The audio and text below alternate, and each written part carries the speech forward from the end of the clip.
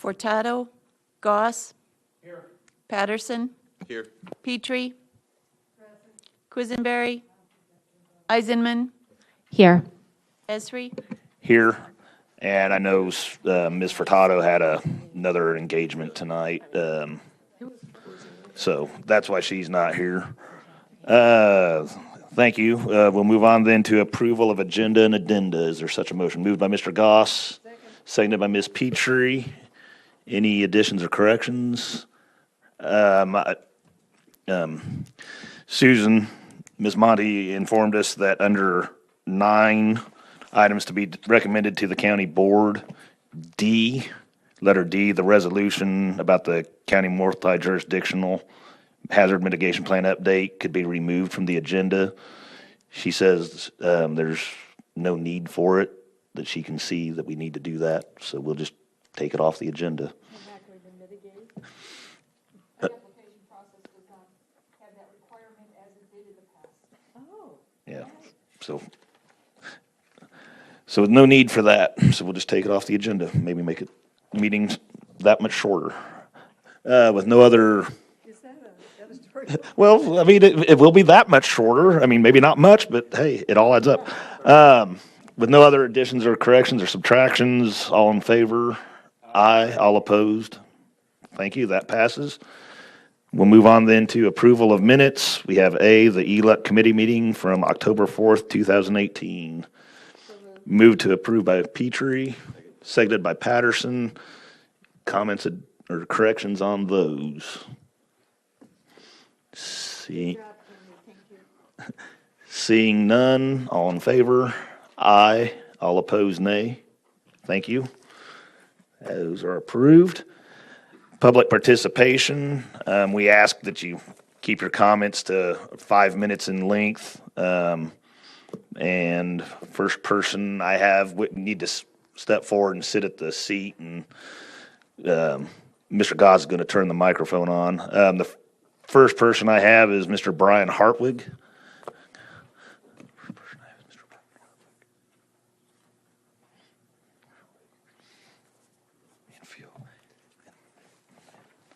Good evening. I work for TRC Environmental, and I'm a representative for Forefront Power, and I'm here to answer any questions that you might have throughout the evening's process. I don't have any other remarks to make. Okay, thank you. Yeah, we'll likely have questions for you. Fantastic. Very possibly, anyway. Thank you. The next name I have is Mr. Jason Grissom.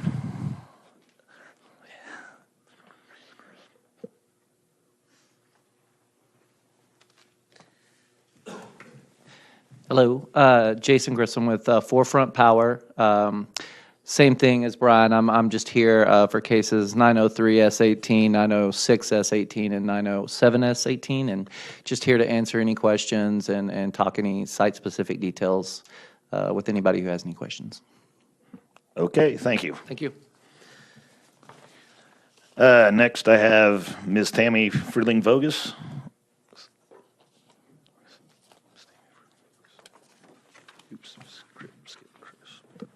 Hello. I am basically here, I'm the mayor of St. Joseph, and I am here to just express my concerns with the 2 proposed solar farms that will be on your, further into your meeting, that are north of our village boundaries.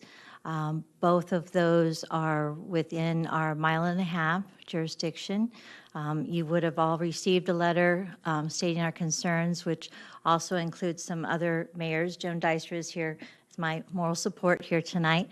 But so I know that's not going to be able to be addressed before January because of time constraints and things, but I did want you guys to take the letter into consideration for the very fact that by January I could possibly have 61 acres within our 1.5 miles of the village consumed by solar panels. So I just wanted to state that the village is concerned with those solar farms being so close to our village boundaries, potential growth in that direction. although we haven't had it here in the last several years, but I've only been mayor for a year and a half, so that doesn't mean that we don't want to proceed in that direction at some point. I also have concerns with the waivers that were asked for, with the ordinances that you guys put into place, and then both of these had, several different ordinances. The one that would concern me is the conservation one being so close. I know there was good reason that you wanted to be a half mile away from a conservation district. This one is much closer. I think the waiver was 135 feet or something like that. Same thing with our village boundaries. The one is not only a half mile, which I think is, way too close to the village, and it's, much closer than the mile and a half, but the waiver for that is 338 feet from our village boundaries. A half mile is 2,640 feet. So that's a huge ask, in my opinion. But anyway, I have concerns. If these things go in, it would be nice to make sure they have a nice border around all of them. There's the community that is just outside of the village. I speak for them also. It's, to me, I'm concerned about the property values, and even with the future growth of the village, what that might do as far as what that growth could be, what type of, if it's a negative thing, then what comes to the north of the village that would be an impact for future residential or even commercial growth or whatever. So I just want you to take those into account. The property owners of these two properties don't, well, I think a couple of them live in the city of Chicago, but none of them are local residents.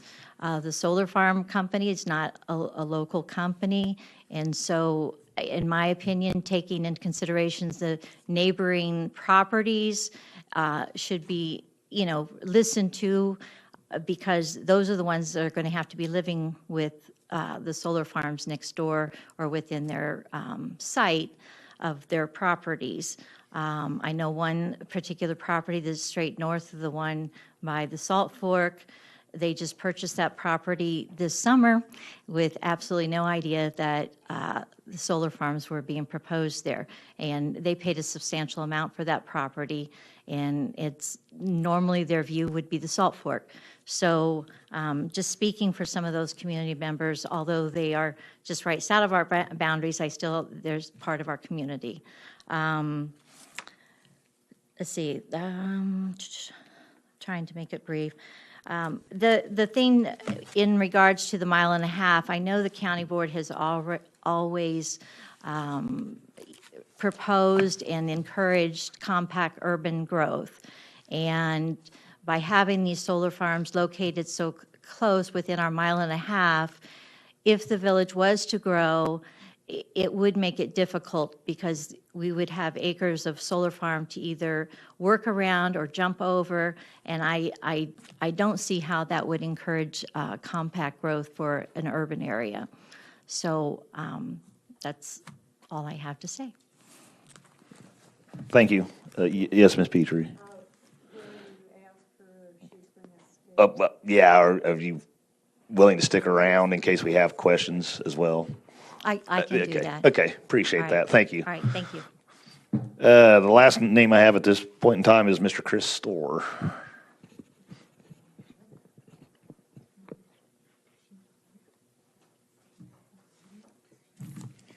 Good evening, honorable board members. Thank you. I come before you to speak in behalf of a resolution regarding the recommendation of recommendations to be submitted to the Mahomet Aquifer Protection Task Force to propose actions to preserve the water quality and sustainable availability of water from that sole source aquifer. It happens that I've had a long career in environmental and engineering geology. I've studied landfills, among other waste management devices, and including quite a bit of research for which I've been professionally recognized on leakage from landfills. And I've been attending the Muhammad Aquifer Protection Task Force meetings since they began back in the spring of this year. And now the task force is approaching the end of its term where they'll submit a final report to the General Assembly. The early drafts of the report, which have not been made public, but I was able to get a copy, omitted quite a few threats to the Muhammad Aquifer, and I recently found out from Ms. Eisenman and another source that later drafts, which unfortunately I haven't had a chance to see, include some protections that were omitted from the early report. Nevertheless, Champaign County does not have a representative on that task force. And I think that speaking for the county, I think that it is that the board should let the Muhammad Aquifer Protection Task Force know that they would like to see not mere additional scientific studies, as has been mostly proposed, but institute actual protections to ensure the safety of the only source of drinking water that we have. I've worked around the world. I've worked in the Midwest. And I can tell you from personal experience and sitting in people's homes, knocking on their doors and talking with them about their water. And how, and in those instances where it's become contaminated, and they will not be able to have further use of, get water, they will not be able to get any water. It tears me up whenever I think about it. And I don't want that to happen here. And there are reasonable precautions that can be taken to do better inspections and to do remedial maintenance and repairs of the 218 landfill complexes that lie over the Muhammad Aquifer. These are thinly covered, unlined landfills. Some of them have as many as 7 landfills in each complex. They contain not just municipal waste, but also industrial waste and hazardous waste that was unregulated until the 1990s. These are threats to our water quality. Also, old industrial areas, places that did manufacturing and may have disposed of or dumped materials on site, either as byproducts or waste. Not much study has been done of those. Certainly asking the task force to institute an inventory of those sites and find out something about them is not asking too much. There are other threats to the aquifer that are listed in the resolution, and I'd be glad to answer questions as they arise. Yeah, Mr.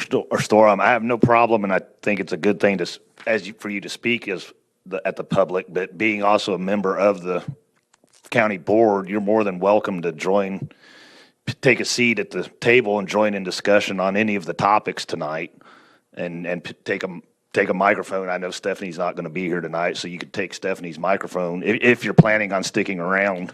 I'd like to stick around as you take up the resolution. I think. Okay, but yeah, I mean, and I'll be glad to do that. Being Thank a member you. of the board, you can sit here for any and all of the meeting and fully participate. Thank you, Obviously, sir. just not Thank being you, a member Mr. of the committee, you don't vote, but you're more than welcome. So, just saying. Thank you, Chair. Anybody else want to make any comments during public participation? Anybody else? Seeing none, we will close that then and move on to communications. Are there any communications from the committee members or staff? Seeing none, we'll then move on to line 7 for information only. We have the update on the October 2018 residential electronics collection. Ms. Monty. Hello, thank you. This fall collection is one of 2 this year, and results are detailed in the memo here and the attachments. So we had good participation at 1,649 participants registered, and 80% of those persons registered showed up approximately. And so that's slightly less of an attendance rate than the last collection by 2%.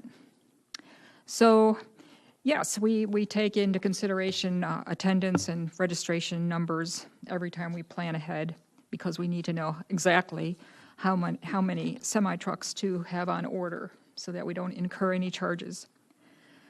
And there is a trend evident from this year's and the past year's events. This time, we notice the volume of cathode ray tube televisions and monitors is easing off slightly. And at the same time, the LCD, liquid crystal display televisions and monitors, those volumes are increasing.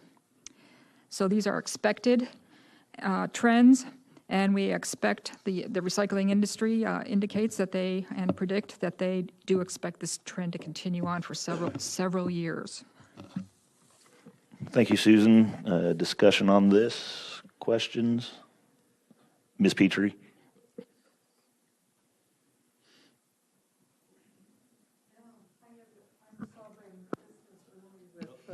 Red and green flashing, thank you very much.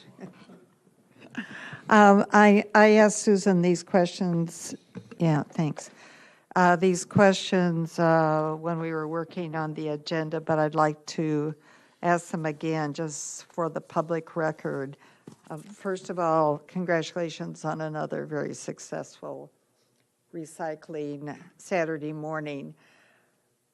I talked to you, or I asked questions about participation related to those who registered and those who actually came, and if then you sort of overshoot registration, assuming a certain attrition rate, and your answer to me was that you do that. When you look at the numbers that you've given to us in our packet, is that show a normal trend, or is there sort of not only a decrease in the number of cathode TVs, but a decrease in the number of people who find a need to participate in this because in years past they have gotten rid of most of what they would like to? So that's a good question. Our attendance rates, collection by collection, have increased instead of decreased. But the attendance, registration rates have increased. Attendance is slightly dipping from those registered. I don't know if that answers your question. And then the other thing we discussed is you're working on plans toward a permanent site, so you'd move away from these, once every several months collections on a Saturday morning. Do you have anything to report on that aspect? I don't. I've been so busy with other projects that people are seemingly happy with the current two one-day registration residential electronics collection events each year, but I think it's too expensive, and I'd like to try to find a cheaper alternative. Okay, thank you. Mr. Quisenberry. I just want to point out to the public that both Staples and Max Twin City Recycling will accept most electronics except for televisions at no cost. So you have that option. The televisions, unfortunately, are the big problem. Any televisions or just the cathode? Either one. Thank you, Mr. Quisenberry. Further discussion? Oh, Ms. Monty. Not to try to upstage Mr. Quisenberry, but we do have a complete brochure of all collection options for all electronics everywhere in the county. That includes the two that you mentioned. Thank you. Further discussion? Seeing none, we will then move on to 8, items to be approved by ELUC. We have the annual renewal of recreation and entertainment license for Curtis Orchard, 3902 Duncan Road, Champaign, for 1/1/19 through 12/31/19.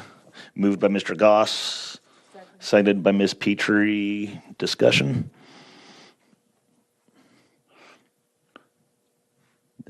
Curtis has been there a long time. Don't know that there's ever been a problem with it, so not necessarily expecting any discussion. And seeing none, all in favor? Aye. All opposed? Thank you, that passes. Then we are on to items to be recommended to the county board. We have A, subdivision case 201-18, Slingers Country Club subdivision, final plat approval of a one-lot minor subdivision for an anticipated residence to be located in the part of the southeast quarter of the northeast quarter and part of the northeast quarter of the southwest quarter of Section 35 of Township 21 North, Range 9 East in Rantoul Township and located on the west side of County Road 1700 East and approximately 0.36 miles south of County Road 2500 North, County Highway 11. How many fence posts is that? Is there such a, and I'll make a note, Mr. Hall informed me before the meeting that he can explain a little more, but he would like it approved, if this is approved, he would like it approved with the condition that we get I guess there's a favorable result from the health department in regards to the septic system, and he can fill us in a little more on that, but is there, moved by Ms. Petrie with that condition? Yes, yeah, that's what I figured. Is there seconded by Mr. Quisenberry? Now discussion, I don't know, Mr. Hall, do you want to just fill the committee in on that little condition? Well, I was discussing this with Mr. Esslinger, who is here if there are questions. We found out a few weeks ago the health department had received all the material they needed to review the soil investigation results, but then we found out this week that no one had actually paid the fee for that review, and so even though they have received all the materials, they have not provided the review. So I discussed with Mr. Esslinger that someone needs to pay the $200 fee, and he can call me in the morning and we can review that. I'm fairly certain the health department can have this review done by the time of the county board meeting, and I think it should get their approval, but for some reason it just hasn't happened yet. So, Thank you. Further discussion on this? and I would just say that the motion should also include the waivers that are required. The waivers are, and we discussed this in the agenda review meeting, our subdivision ordinance is out of date. It still allows percolation tests for these subdivision lots, but the state law regarding septic systems no longer accepts percolation tests. It has to be a soil investigation. We have a soil investigation in this instance. Everything has been done. We just don't have the results from the health department. So the waivers necessary are waive the requirement for showing percolation test holes and data on the face of the final plat, because there was not a percolation test done, because it wouldn't achieve anything. Number two, waive the requirement for certification of the proposed lot and soil characteristics for private septic disposal systems to be recorded on the final plat. I think that when we amend our subdivision regulations, it seems to me reasonable to still have a statement on the plat, but this statement anticipates us, being based on percolation tests. And again, percolation tests are inadequate So in the future for this subdivision, if someone wants to know about whether it's good for a septic system, we'll have that data in our files. And when they install a septic system, I'm pretty certain the health department is going to require a new set of soil investigations if it's not in exactly the same location. So our subdivision ordinance is out of date. I'd hate to see this hurt the petitioner because they've done everything they need to under our current health department rules. And these waivers should be part of the approval. Ms. Petrie? I would be happy to expand the motion to take care of waive the requirement of paragraph 9.1.2Q for showing percolation test holes and data on the face of the final plat.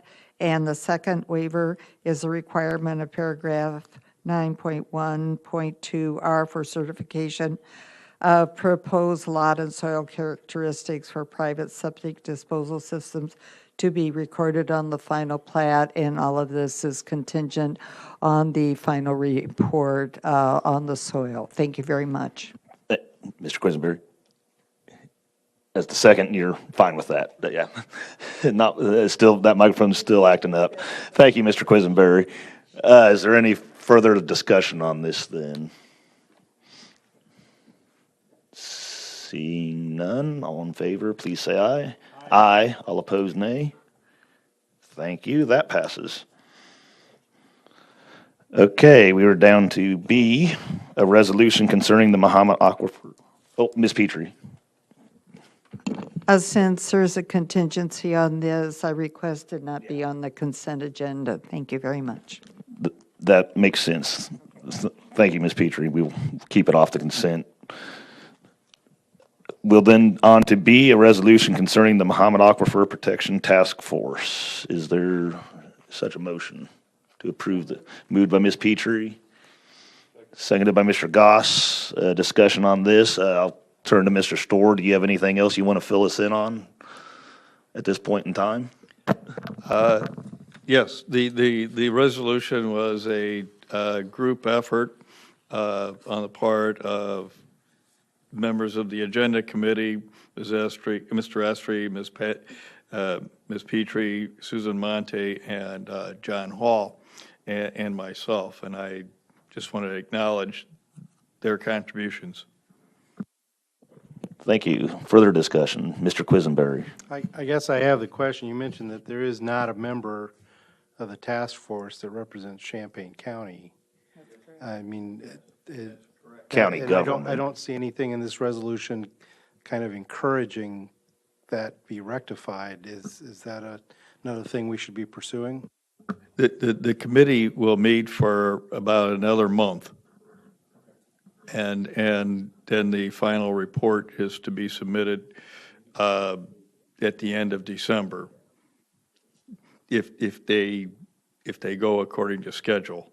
So it's a little late to ask for a task force member, but we do have three mayors from three towns and a few residents that sit on the committee. Ms. Eisenman. I was just going to say for the record that there is a resident of Champaign County on it who lives within a mile of the gas leak on the Manlove number 4. So it's, how many is it, 29? 20, how many members are on the committee? But it's a lot of, it's a regional, so it's lots of, there's somebody from the Farm Bureau, there's somebody that works with water and soil. I mean, like there's different various, they tried to get as many as they could represented working with the EPA on it. So. Yeah, the Champaign County, of course, meaning Champaign County government. Yeah. So, Ms. Petrie, I think I had next. I think Mr. Quisenberry has a solid suggestion because it's my understanding from listening to the task force, it is when the report goes in, the reason it's going to be worded the way I've heard it to be worded is that they want a continuation of a task force or another one to be established.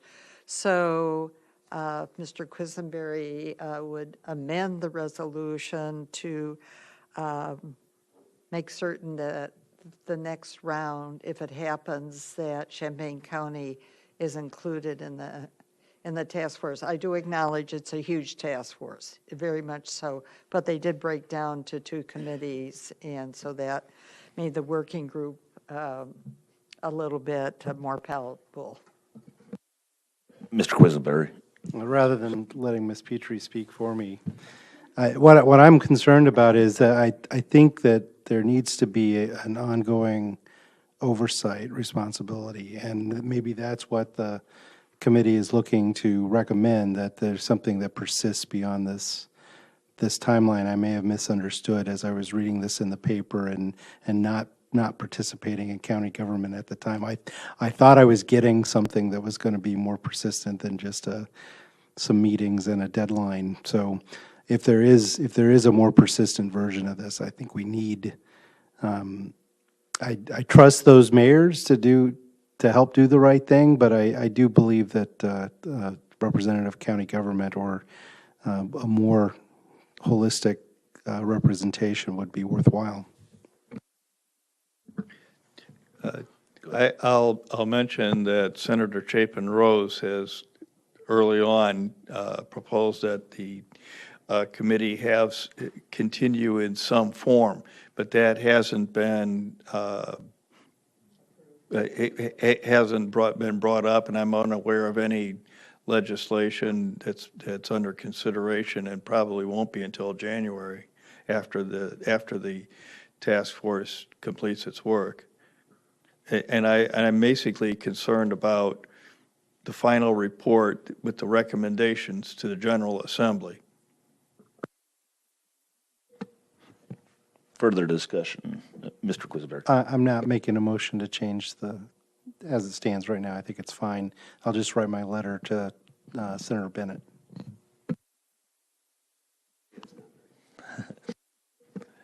Further discussion. Go ahead, Ms. I just Eisman. have a question, Mr. Stower. On letter B, it says monitor water quality and quantity. When you put, what does that look like? How will that be monitored? Well, that's a pretty nebulous statement, and it constitutes at least a couple of disciplines.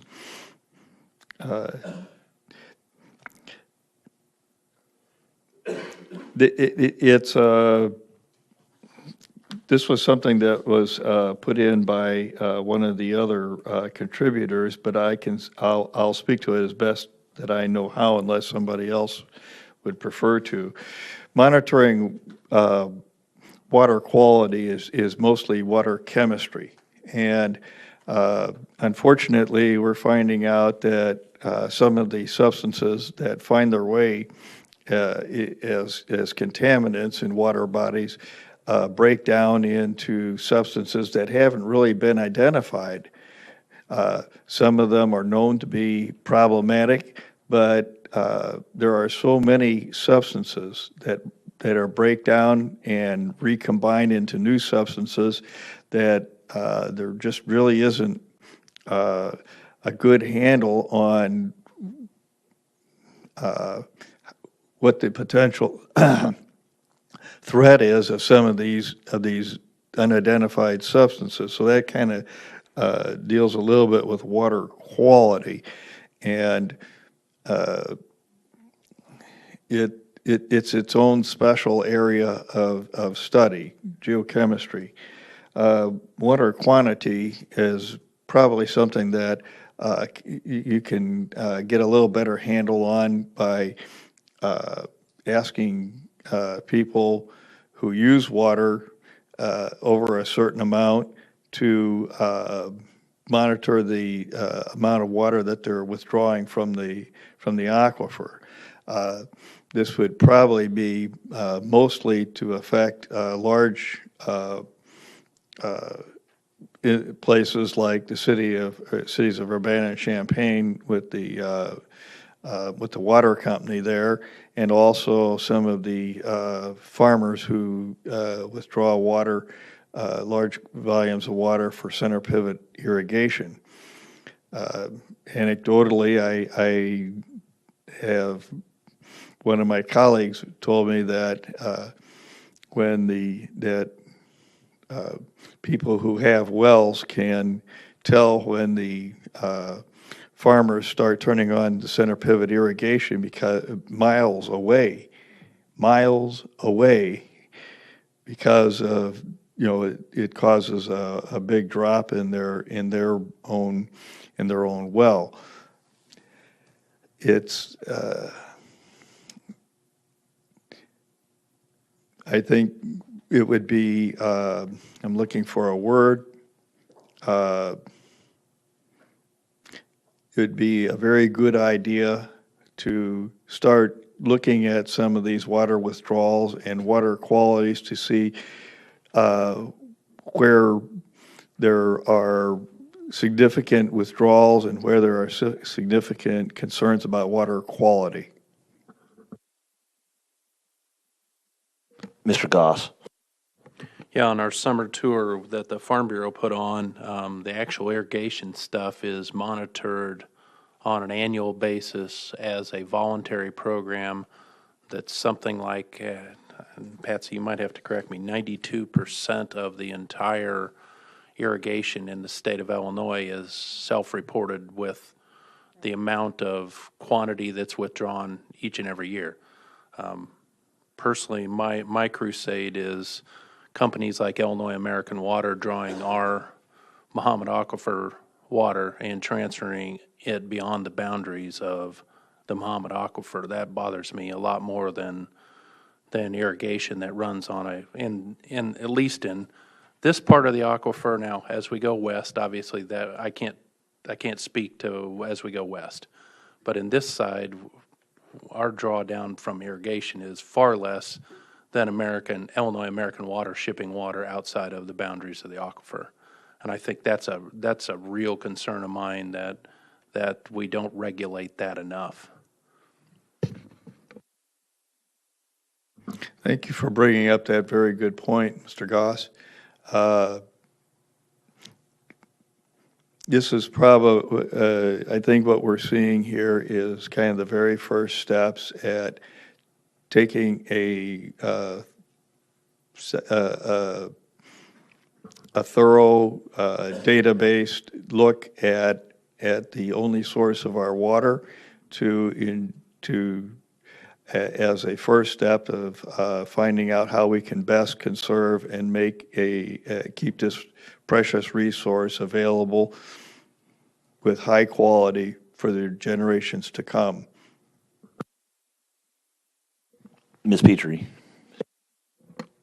Mr. Starr, as I recall, some of the conversation in relationship to B, which Jody is focusing on, is the subset of quantity, and that is drawing too much out at one time, and then the balance down there, and it's still mysterious for all of us to understand, but they do know that happens, and then what that does to the aquifer, so that folds into what they're talking about and how much gets taken out, what Mr. Goss just referred to, but that at times the draw is so great that it unbalances the aquifer. Go ahead, Ms. Eisenman. I totally get both sides of it, and nobody knows how important water is, the quality and the quantity of myself and my family.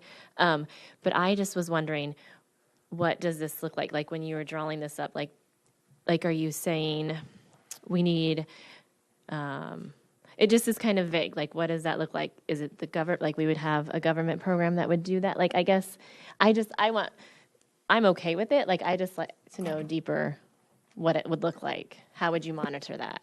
Like, I think that would have to be something that would have to be drawn up, and most likely that would be done through the state legislature, since the aquifer stretches over so many counties. And I think that what this resolution provides is a request or to expresses our desire to start doing some systematic scientific and engineering study to get a better picture, just as they're trying to find a better outline of the buried valleys in the sands and gravels. Let's also see what if necessary, a larger study, and whether this would be done by the university, a government agency, or some combination, I think, has yet to be decided. Further discussion, questions, comments? Seeing none, all in favor, please say aye. Aye. All opposed, nay. Thank you, that passes. Thank you. Thanks you all. Thank you, Mr. Storr. Like I say, if you want to stick around, feel free. I mean, you're part of the full board. You can. I look forward to try to have a little bit of supper with my wife. I That's know fine. you guys all enjoyed that yourself. That's fine. That's perfectly understandable. Thank you again, Mr. Storr. Thank you, Chris. We'll move on then to C, a resolution in support of a public hearing on stabilization of coal ash pits along the Middle Fork River. Is there such a motion? Moved by, I'll give it to Mr. Quisenberry, and seconded by Ms. Petrie. A discussion on this, or Susan, do you want to say anything to begin with? I'll just introduce it as a resolution to join more than 20 other governments, groups, and organizations that are making such resolutions and forwarding them to the Army Corps of Engineers to urge them to hold a public hearing. Thank you. Further discussion? Seeing none, all in favor, please say aye. Aye. All opposed, nay. Thank you, that passes. Okay, Ms. Petrie, you want it for C, or do you want both B and C? So keep that off the consent, them off the consent as well? Okay, we can do that. We'll move on then to E. Since we took D off, we'll move on to E, zoning case 903-S-18. A request by FFP IL, Illinois Community Solar LLC, 100 Montgomery Street, Suite 725, San Francisco, California, 94104, via agent David Dixon, and participating landowners, the Mildred Catherine Wolf Trust, Mildred Catherine Wolf Trustee, and Judith K. Wirtz, to authorize 2 community photovoltaic solar farms, each with a nameplate capacity of 2 megawatts for a total of 4 megawatts, including access road and wiring in the AG1 Agriculture Zoning District. The subject property is a 121.79 acre tract comprised of part of Lot D of the proprietor's survey of lands subdivision in Section 11 of Township 18 North, Range 10 East of the 3rd Principal Meridian in Sidney Township, and commonly known as the field east of the house located at 2232A, County Road 1000 North, Sidney. The following waivers of standard condition are necessary.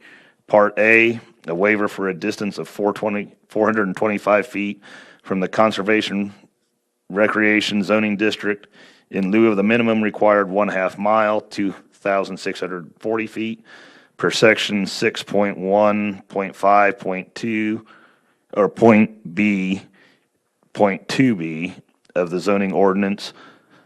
Part B, not providing a decommissioning and site reclamation plan that include cost estimates prepared by an Illinois licensed professional engineer prior to consideration of the special use permit by the board per section 6.1.1.A.3 of the zoning ordinance.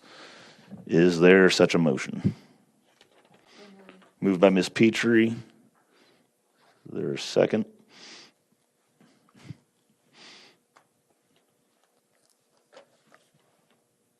I'll second for discussion. So I guess we're open for discussion. And we do have the agents here, and so if we want to ask them any questions, I know we're pretty open with just, unless somebody truly objects and feel like we need to vote on waiving the rules, we're pretty open with letting them come forward and speak and answer questions. Ms. Eisenman? I just am going to say that I don't support it, and the reason why is just reading everyone's concerns that we have here, public comments from the meetings, that Chuck White, the village president of Sydney, they are against the waivers. They don't want us to sign them, and I just feel like that they live there. He's representing their community or their village, and so I just feel like sometimes I don't know, the people that live there are the ones that I feel like we need to listen to. But the other thing, too, is right here, the 2018 crop report for Premier Co-op said that Sydney was in the top 2 or 3 corn-producing areas, and that this is one of the prime farms that has that great farming land that once it's gone, it's gone. I mean, you can't, it's a natural resource, our agriculture industry, you can't replace that. And so close to the conservation, recreation area. I just feel like we set this ordinance up, and I know that they had a voice in when the ordinance was being made. They had a voice in the process, and they could have let us know that it wouldn't fit in with the project.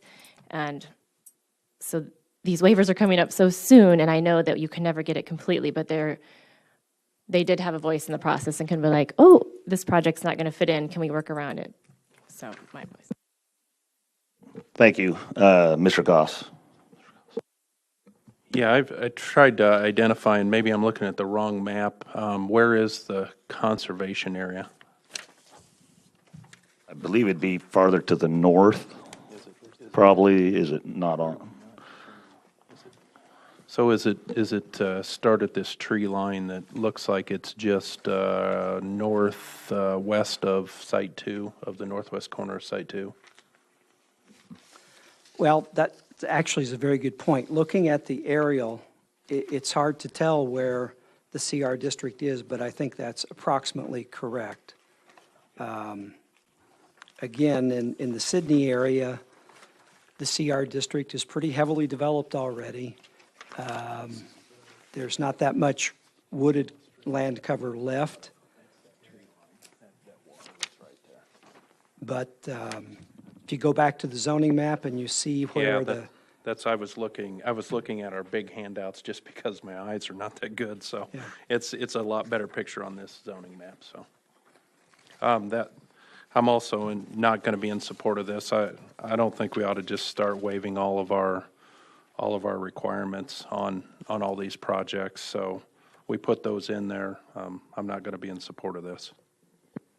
I would just point out to the committee that the waiver for the decommissioning and site reclamation plan is, it is a waiver, but there's a special condition that will require that plan to be approved by this committee if in fact this project is successful in a state lottery. And I'll just say this, if I had to do it over again, if we were back a year ago in time, I probably wouldn't even recommend a minimum separation from the CR district, because now I understand that in fact the community solar farms do want to be close to a substation, and in fact, because many of our larger villages are near a CR district, because historically that's where people wanted to be in Champaign County, it also happens that that's where the substations are. And so with a year of hindsight, I can see that was a bad call. I still would not recommend that solar farms be allowed in the CR district, but that's the ordinance we have. The ZBA recommended the waivers. And again, if I had it to do over again, I would not have that half-mile separation. But that's the ordinance we're left with. Thank you, Mr. Hall.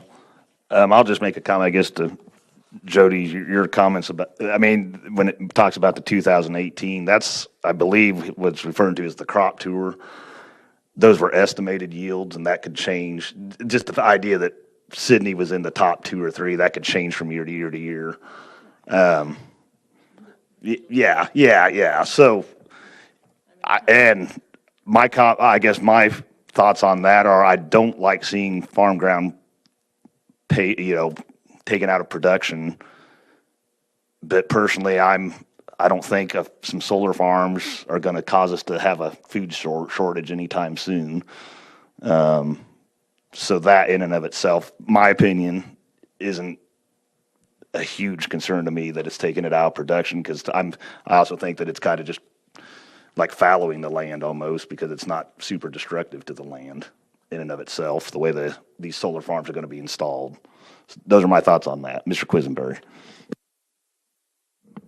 Yeah, I'm going to vote for this here in the committee, because I think we need more of these to go to the full board and have the kind of discussion that the full board would have about this. Just because I vote for it here doesn't mean I'll vote for it at the full board. I'd like to hear some more discussion, maybe some more public comment, but I will support it for that reason. Thank you. Further discussion.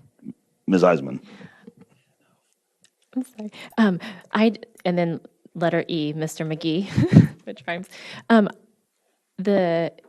Does not want us to sign the waiver because his porch is going to be 27 feet from where they want to put a road.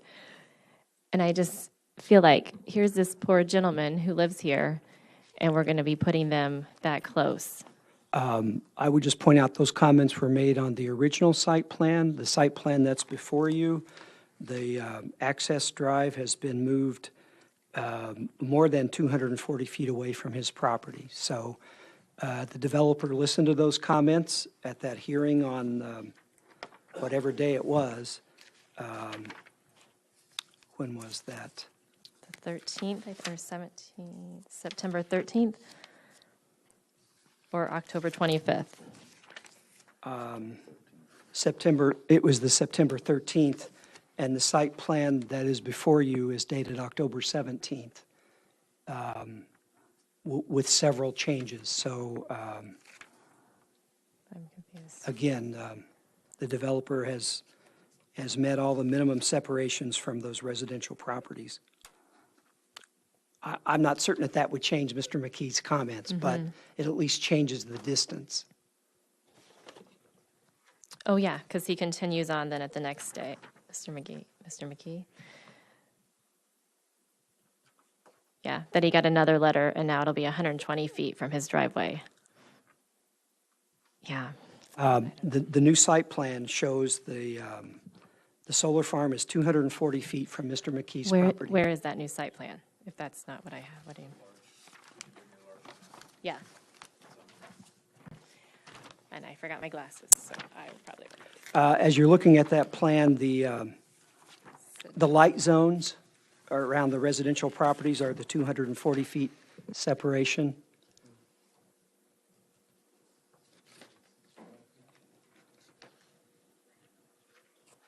There's also a bigger one here, Jody.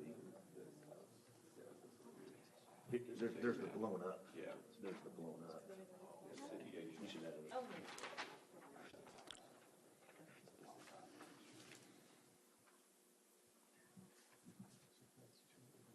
Which one is the access drive? The access drive like would be, a one? yeah, the little red, kind of the reddish, pinkish kind of outline would be the drive. That's the new drive proposal for the final submitted site plan. Correct, John? Yeah. And that tan area, then again, the lighter area, I guess you could say, is that 240-foot separation. So it's been moved clear out of the 240 foot. Further discussion, Ms. Petrie. Well, I do agree that it should get to the full board so that they do wrestle with some of these considerations. But I do want to repeat, so it's on the record, since I won't be here for further ELEC meetings, what I've said previously, in that I do understand the waiver for the decommissioning. That was well explained by one of the, one of the owners, and that one makes sense.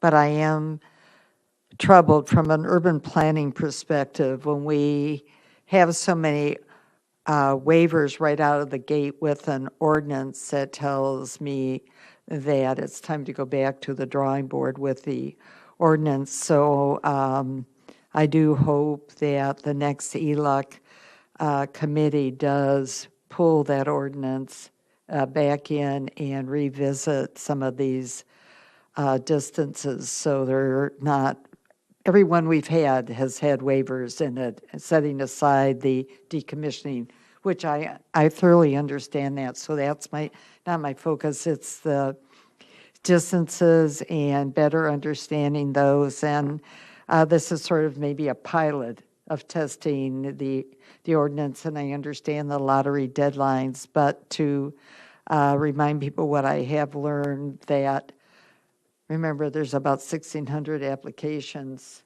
up in the lottery right now, so when you think of the percentage chance of one or two of these being chosen, so it doesn't mean that that they can't fold into the next round, which is round B, and that everybody expects that to happen, that the state will fund it. So it isn't a total lost cause if the next ELEC does take time to revisit that ordinance. So I do encourage that.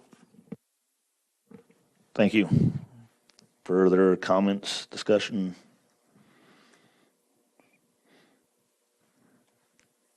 Okay. All in favor, please say aye. Aye. All opposed, nay. That passed. Can I call for division? Sure. So want to show of hands or show of hands? Okay, all in favor? All opposed? 4-2. That's fine. Yeah, I live in the country. Yeah. Okay, we will then move on to F, zoning case 906-S-16, a request by FFPIL Community Solar LLC, 100 Montgomery Street, Suite 725, San Francisco, California, 94104, via agent David Dixon and participating landowners, the Woodard Family Trust, to authorize the community photovoltaic solar farm with a total nameplate capacity of 2 megawatts, including access roads and wiring in the AG1 Agriculture Zoning District. The subject property is a 40-acre tract in the northeast quarter of the southeast quarter of Section 3 of Township 19 North, Range 10 east of the 3rd Principal Meridian in St. Joseph Township, and commonly known as the farmland approximately 600 feet north of Shuren Nursery on the west side of County Road 2200 East. The following waivers of standard condition apply. Part A, a waiver for a distance of 135 feet from the CR Conservation Recreation Zoning District in lieu of the minimum required 1/2 mile, 2,640 feet, per section 6.1.5.B.2b of the zoning ordinance, and Part B, not providing a decommissioning and site reclamation plan that includes cost estimates prepared by an Illinois licensed professional engineer prior to consideration of the special use permit by the board per section 6.1.1.A.3 of the zoning ordinance.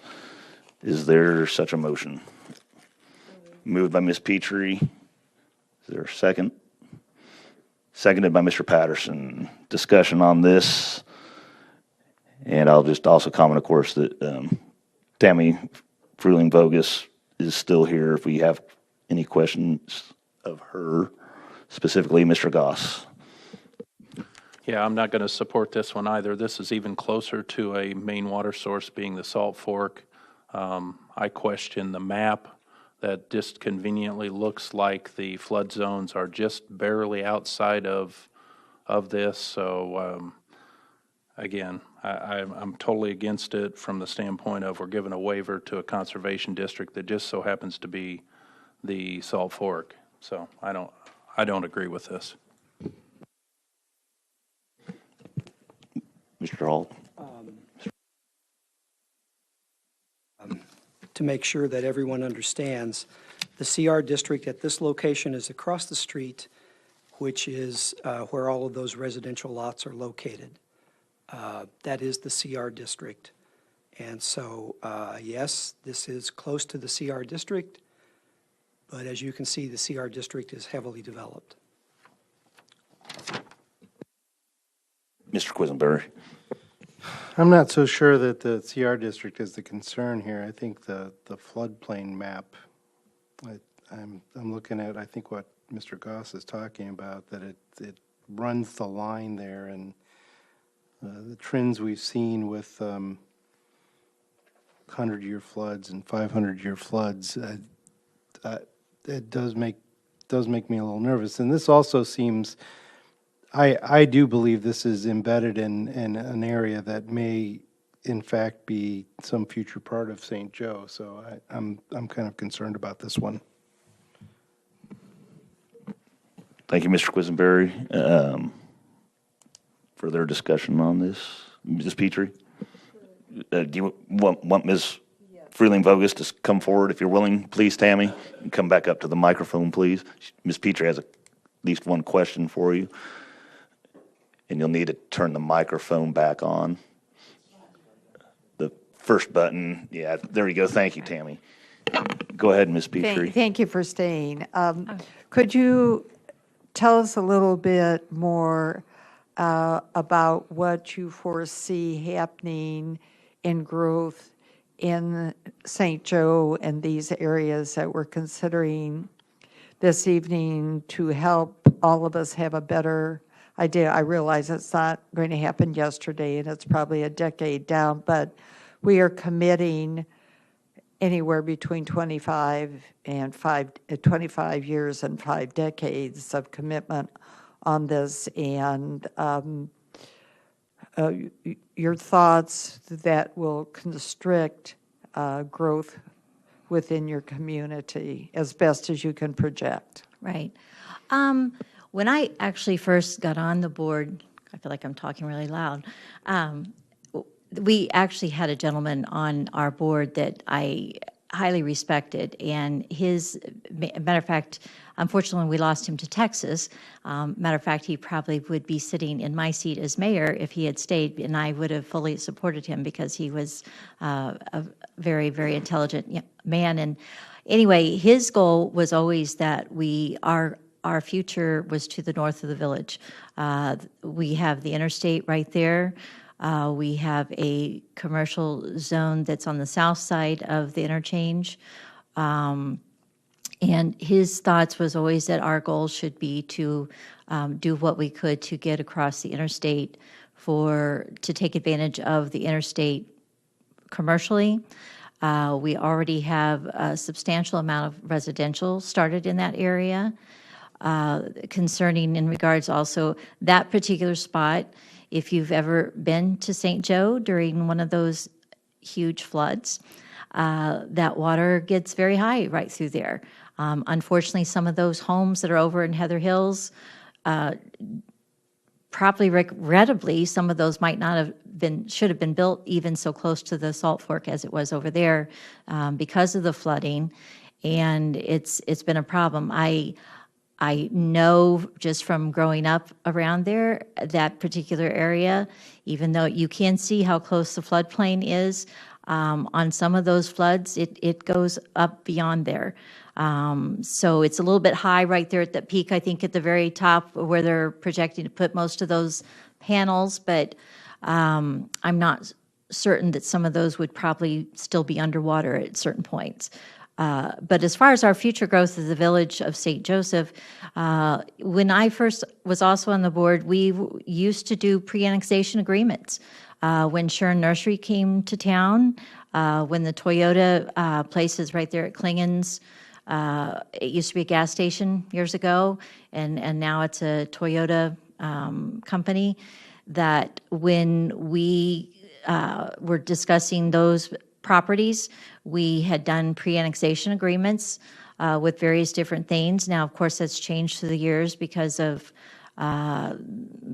I guess it was the lawsuit, I forget the name of the town, Chatham, I think, by Springfield, kind of changed the thinking on the pre-annexation agreement, so we've, backed away from those. But our future is to the north. We have, in our community, it's a little unique because we do have some restraints almost completely around our community. All of them will be challenges no matter which way we go. To the south, maybe would probably be the least challenging as far as growth for our community. But once we get past the interstate, actually, I don't know why they didn't take advantage of that years ago when Illinois Water came to town to go ahead and put it across the interstate at that point. But I wasn't there when that took place, so all I can do is try and plan for the future. And right now, the village is looking at our options for growth. We're doing a stormwater, for a sewer plant study on how we can go about what we need to do to expand the sewer plant so we can anticipate growth, along with some stormwater management things that we need to move forward on that we've been kind of sitting on for the last 12 years. So I guess as the mayor, not only residential is, to me, that area is a prime target area for potential growth because it's already started, but also near the interstate, I could also see commercial growth there also. So how soon that will happen, but to be honest with you, as a young girl, I never would have dreamt that our village would have been almost to the Glover Curves. Years ago, that was a cob plant and a lot of farm ground, and I never dreamt that I would be able to take my walks and reach the Glover Curves all on sidewalks from the village of St. Joe. So you never know. All it takes is one developer to say, hey, I've got a great idea. Let's partnership with you to get those utilities across the interstate. And once that happens, you're there. Does the village have a master plan? Have you worked with RPC in developing a 10-year projection or a 20-year projection on a master plan? We did our comp plan most recently in 2013, and actually the comp plan preceding that, we actually was a little more designated on what to use with some of that land, and actually had designations for those particular areas. Now, when we did the new comp plan, we decided to back off on being so very specific with those, and so we were encouraged by RPC to leave some of that area as Ag 1, just so that we, kind of left it open for more options. Because I think there to the west, or I'm sorry, to the east, we had kind of put that into places industrial, and because the railroad used to, actually the railroad still does on that far east side, and we decided to just leave it at Ag 1 for the time being, other than the areas that's closest, because now this particular area here, we've got more designation as far as the residential, much closer to that, so.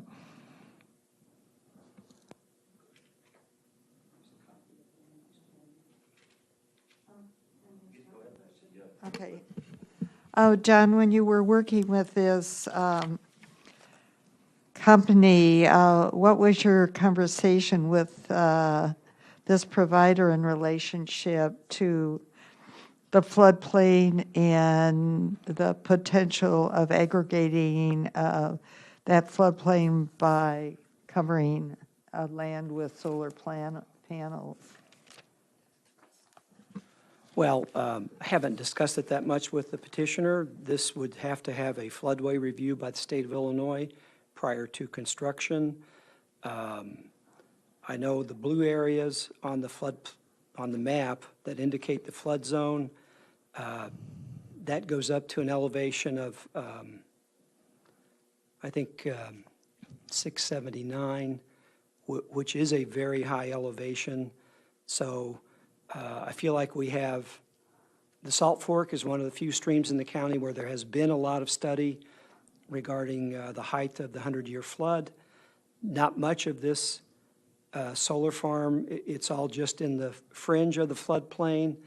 Now, again, what that fringe is going to be is it's going to be a fence of some kind that provides security, and it's going to be a vegetative buffer because the ZBA is requiring the vegetative screening on all sides of this solar farm. So that would all be done, all be reviewed as part of the floodplain development permit. And again, if we were looking at the solar farm today, there really won't be anything on the bottom 2 or 3 feet closest to the ground. It's just the legs of the single-axis array. Up on the highest part of the site is where the inverters and the transformers are. So, you know, from a floodplain design issue, this looks very reasonable. I don't know what other kind of development might go on this 12 acres, but it's a very small tract. It's only 12 acres. It's going to be completely screened. And again, there won't be any traffic once this is in place. So even if floodwaters get up there, there's really not a lot of damage they can do. But again, I think this is one of the locations where we have really good data on the flood elevations, and I don't see that as a particular encumbrance here. Further discussion. Ms. Eisenman. First, to comment on the flooding. When I lived in St. Joe, I had a student who lived out in Heather Hills, and they had a canoe. I mean, like this, they get flooded terribly. And so that was just in the last 13 years. But I guess I'm just getting so frustrated because I feel like this area has been designated as a conservation recreation zoning district. So we set that up. And then we have a solar ordinance in place. And this is what it is. And then we want to put it within 135 feet. Like, so it's going through, we already set up a conservation recreation zoning area. And then now we have another ordinance. Like, it's going through so many things. And it's like, well, we set this up for a reason. So why even set things up if we're just going to, I mean, this one is going through, that's 135 feet is really far. And it even says here that an inherent incompatibility of solar farms with at least the larger wildlife. It would, and I know you might say, oh, there's residential homes. Well, I have deer right by my house. Like, residential homes don't affect deer's feeding patterns and their movement, but a solar farm is going to obstruct their movement and their feeding patterns and their, like, so I guess I'm just getting frustrated of we set ordinances and we set zoning districts and then we're just going to waive them. I guess I would want that explained if we do waive it. I guess that's where I'm at. May I add something to, you're asking about, you know, future thoughts, and of course, I'm mayor now, and I don't know how long I'll be mayor, but as far as future planning, you talk about the conservation area, because it is so close to the Salt Fork, I mean, yes, there is deer and other wildlife that, you know, you have a fence around, 12 acres of solar panels, and being so close to the Salt Fork, I think it would be an issue for the wildlife through there as far as the comings and goings along the Salt Fork and some of the wooded area. And yes, the homes that are there, but yes, you do see the deer, and that's part of living in that part of the county to enjoy that wildlife. And having a fence around a solar farm, would be an obstruction, I think, as far as their passage from point A to B. But in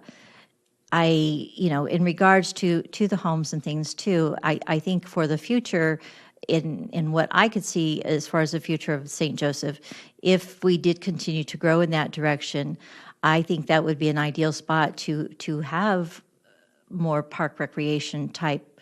And like I said, I don't recall exactly what our previous comp plan was, but I know we did have some areas set aside for conservation, and along the Salt Fork, of course, would be the ideal spot.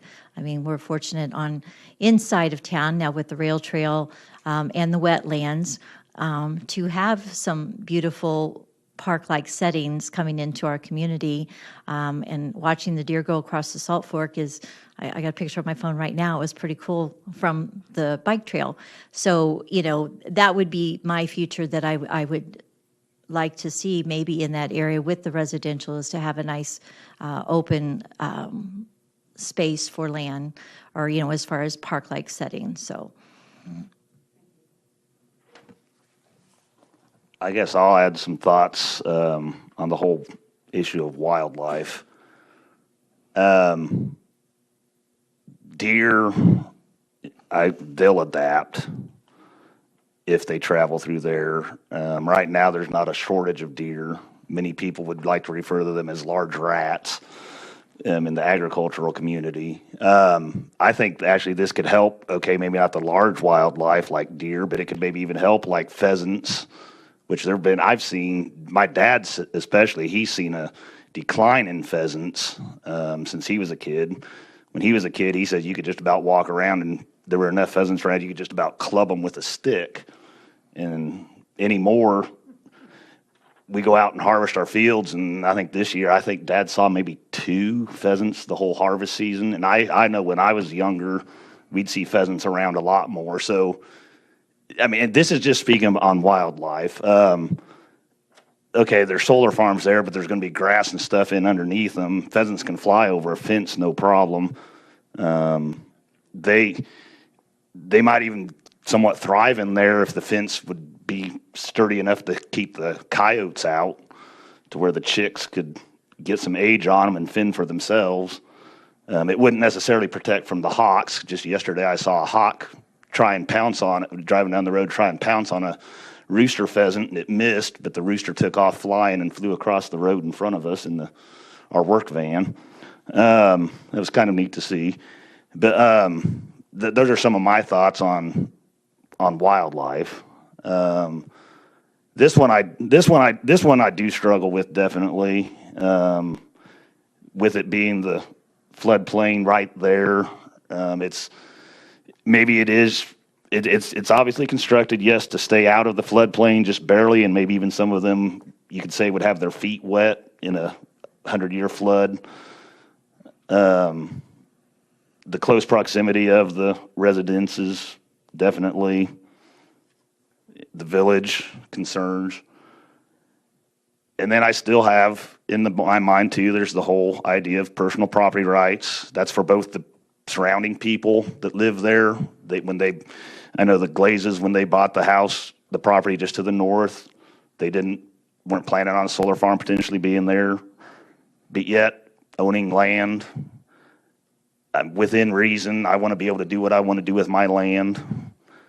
So, I'm sitting here weighing, is a solar farm totally out of reason for this location and for the neighbors to have to put up with for 25 years, 50 years, 100 years?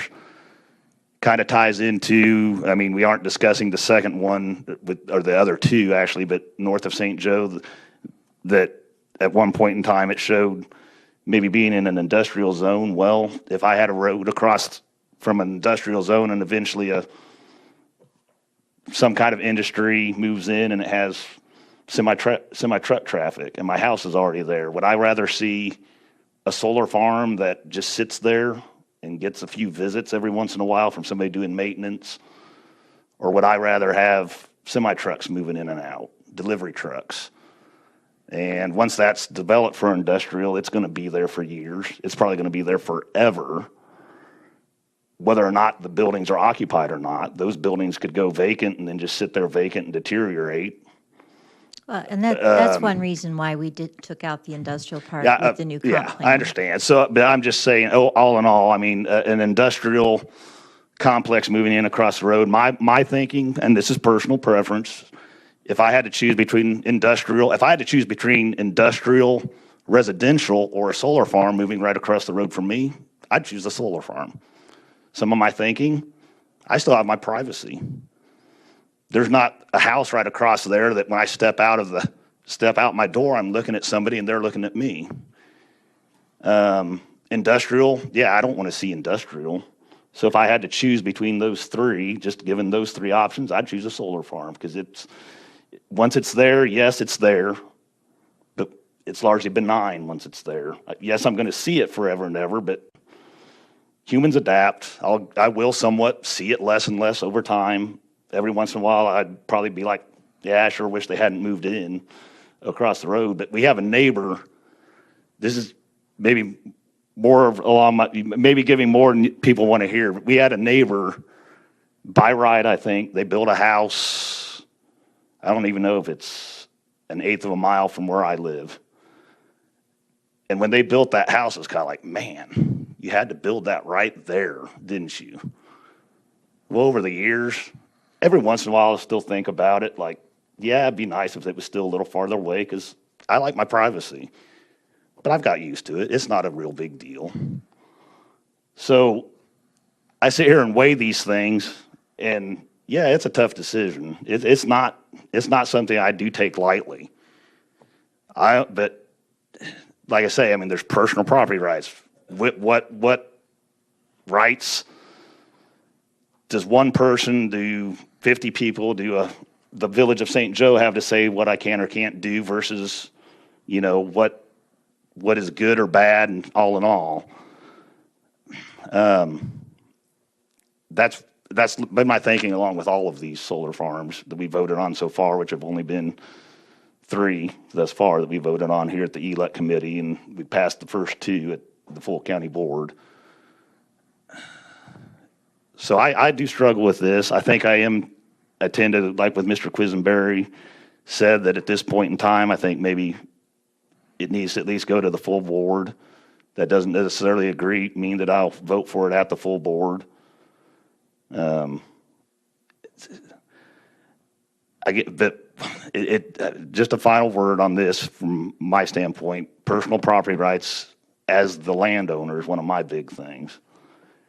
And what does that mean that a solar farm, and then weighing that against all the other things, is a solar farm that, I guess, for lack of a better word right now, terrible, that we don't at least let it have a chance. So those are my thoughts. Ms. Eisenman. Thank you for your thoughts. Mine, but I'm going to go back to what I said, though, is the way that we have the conservation recreation zoning district set up and the solar farm ordinance right now would be keeping nothing here at all. So there would be no industrial, that wouldn't be happening. And it's my understanding that this landowner is from Chicago, so they aren't even in this community paying taxes or living in this community to even deal with it. So that feels a little bit, that bristles me the wrong way, that they don't even have to do with it. But my whole thing is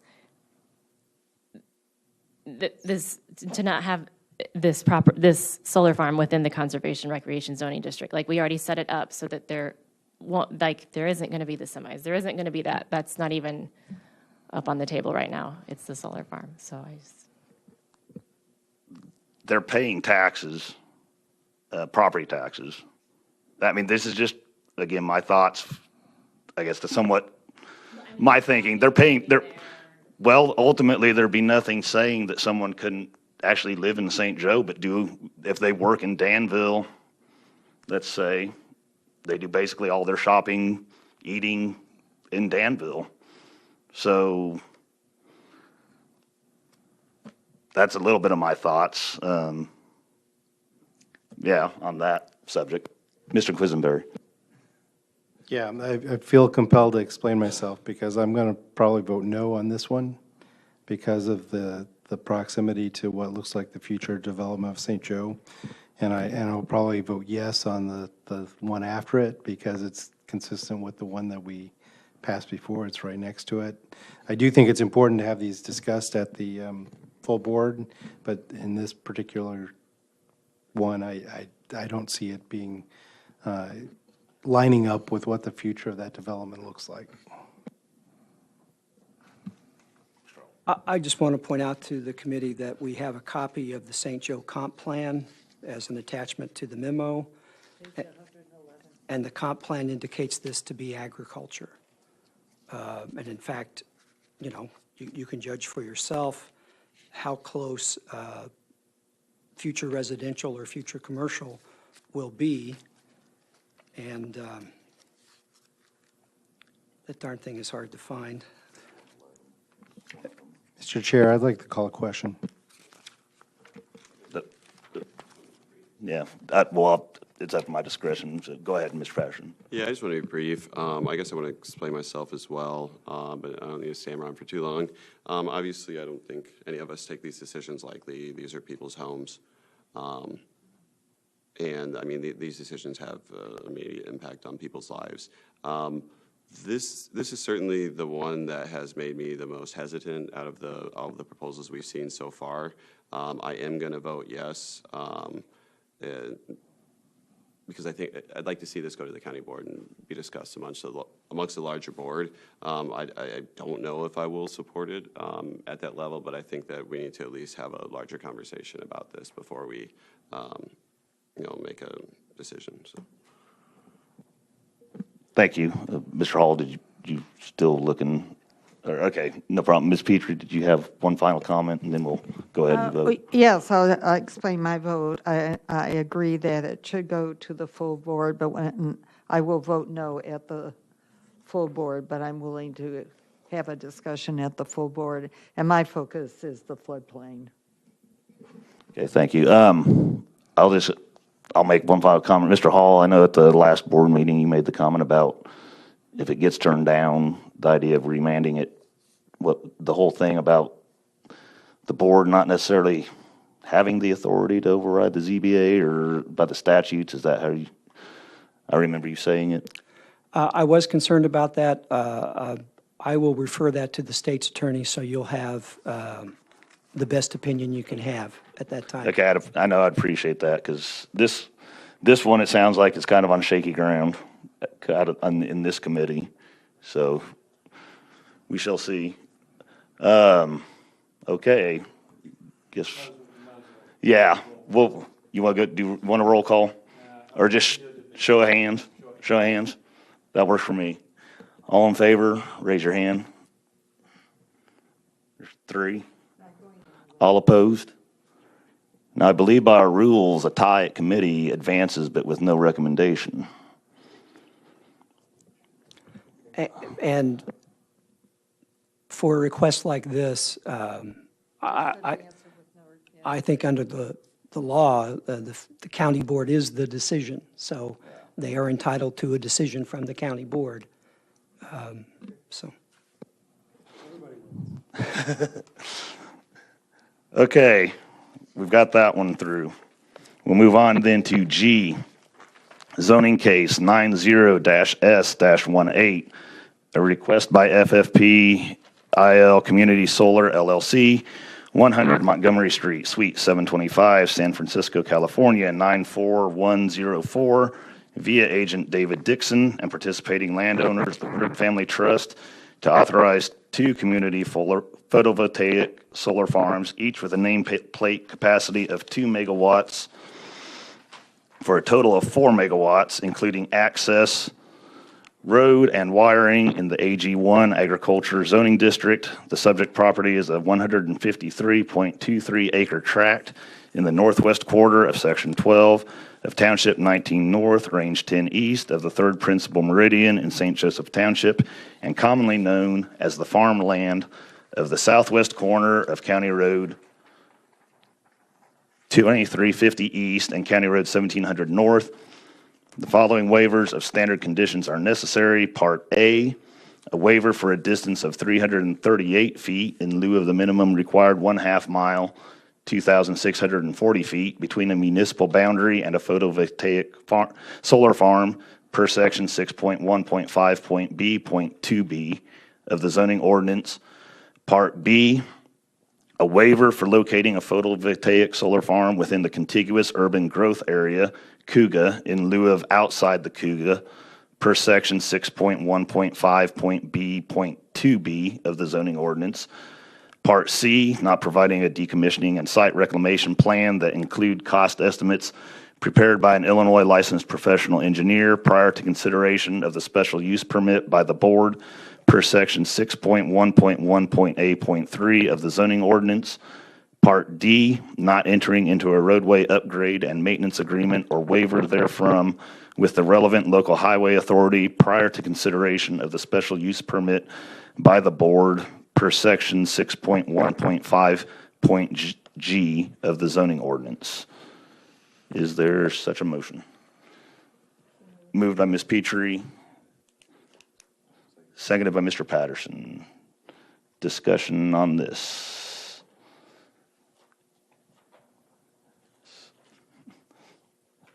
Are we all discussioned out?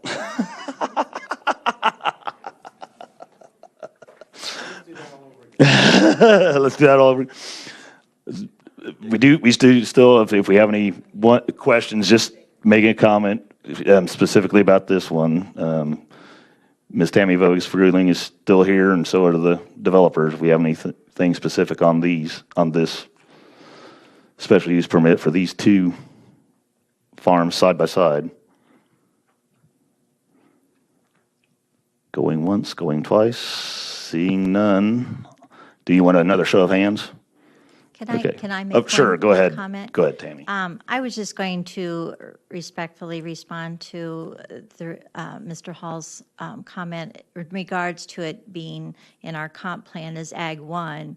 And that was intentionally done for the very purpose that Ag 1 leaves you a lot more potential and opportunity for deciding in the future what you do with that property. If it becomes a solar farm, or like I said, if we had left it as industrial, which we did not, that, a solar farm, once it's in place, it's there 30 years probably. And so being within our 1.5 miles, which you all received the letter and our concerns there, in regards to the future of any growth around our community, because, if these three pass, which we've already had one pass, which I was the least concerned with that one north of the Sportsman's Club, but, if we have two more, that's really restricting the north expansion of our community. We also have a substation that's on the north or the south side of our community. So what's to prevent another solar farm coming there, and before long, our community is boxed in. And, it very much limits our potential growth. And so, leaving it in our comp plan, I don't think should be a negative for our community by leaving it as Ag 1, because that there is potential for Ag 1. If we do grow, we don't have solar farms to work around or to try and hop over, or, to somehow incorporate it into whatever plans or future that would be there. The other remark that I will, and like I said, we have several mayors that are concerned about that half-mile that was put into the ordinance in regards to solar farms. But, to me, by allowing that, I guess we would just really like to have some say-so, because for this very purpose alone, if our community is boxed in, we're can go maybe half-mile out and you're done. But to me, that kind of puts it in the hands of the county board deciding which communities grow and which communities don't. If we're only allowed a half-mile to have much say-so over what happens, then I think that's not a good way to work together with the community or the county and the villages. So that's just my remark in regards to the Ag 1 designation. I just think that leaves the door a little more wide open as opposed to placing a solar farm there. Thank you. Does that cause anybody to have any further discussion? Okay. So we'll do another show of hands, I guess, is the preferred. So all in favor, please raise your hand. All opposed, nay. Thank you. That's 4-2. Okay, thank you. Yes, thank you for sticking around.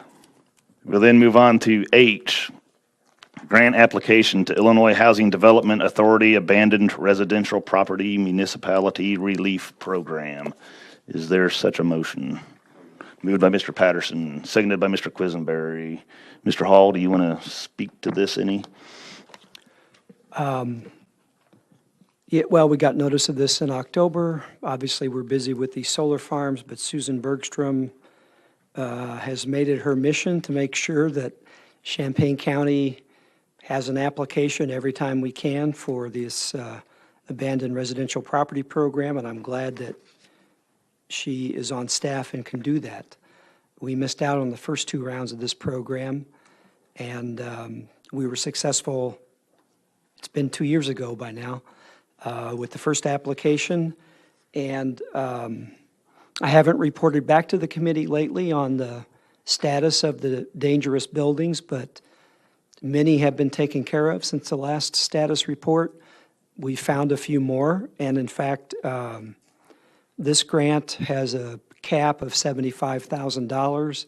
Again, this is all reimbursable, and we have identified another $75,000 worth of dangerous buildings that, if we're successful, we can take care of and get reimbursed. So we don't have the application ready for your review tonight, so we wouldn't expect that this would be on the consent agenda, but we hope that you're interested in applying for another round of this program. Thank you, John. Further discussion on this? Sounds like a good opportunity to me to help hopefully clean up some more properties. Ms. Petrie? And yeah, I support that totally, and congratulations on moving forward on that. It's much appreciated, and pleased, Ms. Bergstrom, that we appreciate all that hard work. Any further discussion on this? All in favor, please say aye. Aye. All opposed, nay. And we'll keep that off the consent so that we get a final copy of the application at the full board meeting. That way we can actually see it and everyone else can see it too. Sounds good. Okay, we'll move on then to 10, the monthly reports. We have July 2018, August 2018, and September 2018. Unless there's objection, we'll just open it up for any discussion on all 3 at the same time. Just if you have any one specific to discuss, please say which one it is. Ms. Petrie? Do you have any updates on what is happening in the Wilbur Heights area that we were hearing so much complaint about? It wasn't Wilbur Heights, it was, Scottswood, thank you very much. Wilbur Heights is over by Marketplace, yes. Well, at least one of the new dangerous buildings that is in that application is from the efforts of some of the neighbors there in Scottswood. You know, we don't just go into buildings unless we are authorized. Neighbors, however, go into buildings, it turns out, anytime they want, and we get a lot of information like that. And, well, this is very instructive. There is a building, if you drive by, it simply looks vacant. Once you're inside, you find all the wiring has been stripped, all the copper has been removed, there's no more appliances, it is uninhabitable. It is a dangerous building.